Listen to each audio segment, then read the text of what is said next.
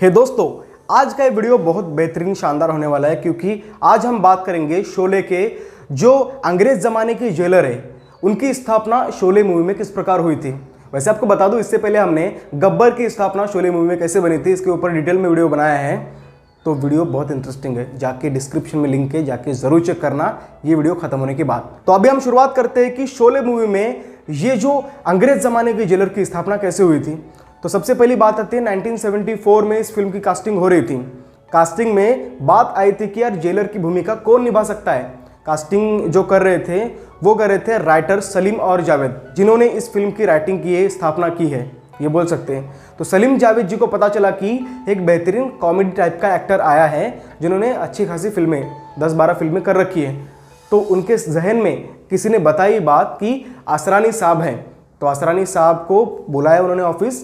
तो सलीम जावेद के पास चले गए असरानी को बोला गया कि ये लो, ये book the world war 2 second world war की उन्होंने बुक दे दी और कहा कि इसमें जो इसके ऊपर जो फोटो छपी है, यानी तानाशाह हिटलर की, डिक्टेटर हिटलर की जो फोटो छपी है उसको ध्यान से देखो। फोटो दिखाकर उन्होंने बोला कि हमें इस तरीके का कैरेक्टर चाहिए।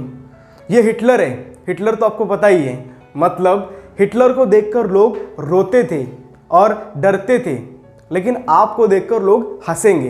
ये कैरेक्टर इस तरीके से हम लोग करने वाले हैं। तो थोड़ा सा असरानी साहब थोड़ा सा डर गए और थोड़ा सा संकोच में आ गए कि यार हिटलर, मतलब हिटलर यार तानाशाह था, हिटलर एकदम जोर जोर से बात करने वाला इंसान।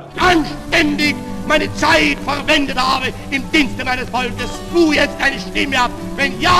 तो उसके बेसिस पर ये लोग कॉमेडी कैसे पैदा करेंगे, लेकिन इस चीज़ को उन्होंने चैलेंज के तौर पर लिया और कहा कि बिल्कुल सर, हो जाएगा।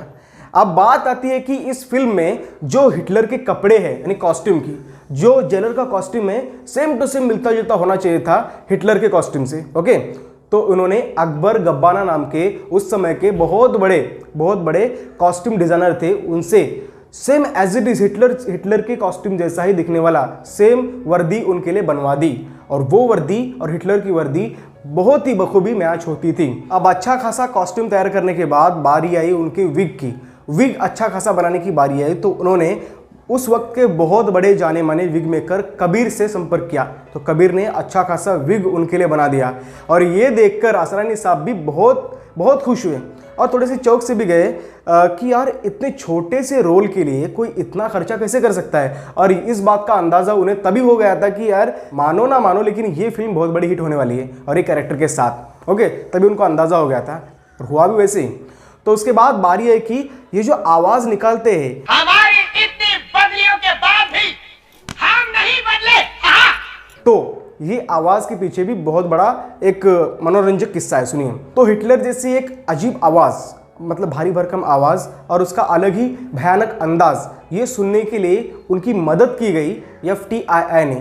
पुणे में एक इंस्टीट्यूट है, film and television institute of India, FTII, जहां पर असरानी जी ने खुद स्टडी की थी एक्टिंग की। ओके, उन्होंने वहाँ से एक्टिंग सीखी थी, तो उनको पता था कि उनको एक्टिंग सीखते समय अलग अलग महापुरुष जो होते हैं उनकी आवाज़ें सुनाई जाती थी।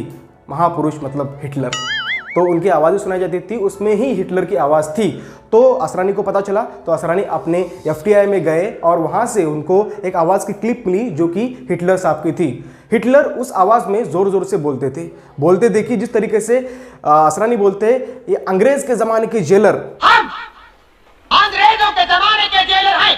उस तरीके से हिटलर बोलता था, आई एम आर्यन, उस तरीके से बोलता था। तो ये अंदाज उन्होंने कॉपी कर लिया। उसके बाद बारी आई वो कैसे हंसता है, तो उन्होंने दी ग्रेट रेस इस मूवी में जैक लेमन ने जो काम किया है, जिस तरीके से वो हंसता है उस तरीके से ही उन्होंने हंसना कॉपी किया। We are invincible. Take us down. और उनको सबसे ज्यादा मदद आई दी डिक्टेटर नाम की फिल्म, यानी 1940 में रिलीज हुई थी, चार्ली चैपलिन की एक फिल्म जो कि हिटलर पर ही आधारित थी। वहां से उन्होंने ताजा हिटलर का अंदाज कॉपी किया, जिससे उन्हें पता चला कि एक्चुअल में हिटलर कैसा है। चार्ली चैपलिन जी ने जिस तरीके से कॉमेडी भरे अंदाज में एक्टिंग की थी, No, you mustn't say it. वही सेम टू सेम एक्टिंग की झलक समझिए हमें शोले फिल्म में अंग्रेज के जमाने के जेलर में दिखती है। हमारे जाने बिना यहाँ परिंदा भी पर नहीं मार सकता। परिंदा हुजूर, कबूतर। निकालो, तो शोले फिल्म में जिस तरीके से असरानी साहब ने इस कैरेक्टर में अपनी जान डाल दी, तो एक किस्सा ये भी उठता है कि जब इस कैरेक्टर की शूटिंग हो रही थी, जब इस शॉट में आप देखिए इस शॉट में जब वो आते हैं, अपना इंट्रोडक्शन देते हैं, हम अंग्रेज ज़माने के जेलर, हम यहाँ पर जब आते हैं तो परिंदा भी पर नहीं मार सकता, तो उस सीन में गड़बड़ हो गई थी।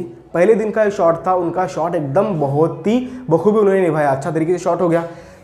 जो हवालदार थे ना वो 6 थे, लेकिन अगले ही दिन सेम शॉट लेना था दोबारा, तो हवालदार सिर्फ 4 रह गए। 2 हवालदार उसमें से दूसरे सेट पर जाके काम कर रहे थे। उनको लगा कि यार पहले दिन वाला शॉट जो है अच्छा आया है, उसके बाद हमें नहीं बुलाएंगे, तो उनको बुलाया। रमेश सिप्पी साहब ने वो शूटिंग रुकवाई, फिर उनके आने के बाद ही शूटिंग चालू हुई। रमेश सिप्पी साहब का उस समय ना जो गुस्सा है ना 7वें आसमान पर था। तो यहाँ पर ये समझ में आता है कि छोटे छोटे किरदारों की भी कितनी ज़्यादा वैल्यू होती है फिल्म में। ओके, तो कुछ इस तरीके से मिले हमें असरानी के रूप में अंग्रेज जमाने के जेलर। उम्मीद करता हूँ कि आपको ये शोले फिल्म की असरानी वाली पटकथा आपको अच्छी लगी होगी। तो अच्छी लगी तो आपको क्या करना होगा, लाइक से सब्सक्राइब करके बेल आइकन दबा दीजिए। हमें इंस्टाग्राम पर फॉलो करना मत भूलिए। और हमने जो गब्बर वाला वीडियो बना है वो भी बहुत अच्छा वीडियो है, इंटरेस्टिंग है, आप जाके देख सकते हो, देखना जरूर। चलो bye, thank you so much.